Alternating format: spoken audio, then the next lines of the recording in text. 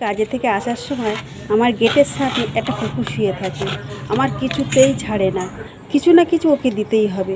তা আমি কোথায় পাবো, তাই ওকে দেব। তাই কাজের বাড়ি আমার 1 কাপ চা আর 2টো বিস্কিট দেয়। সে 2টো বিস্কিট আমি হাতে করে নিয়ে আসি ওর দেওয়ার জন্য। দেখো ওকে দিয়েছি, কত আনন্দেই খাচ্ছে। তারপর আমি ঘরে ঢুকে দেখি ছেলে কাঁচা বুড়ি দিয়ে শুয়ে আছে, ওর কাজ হয়নি।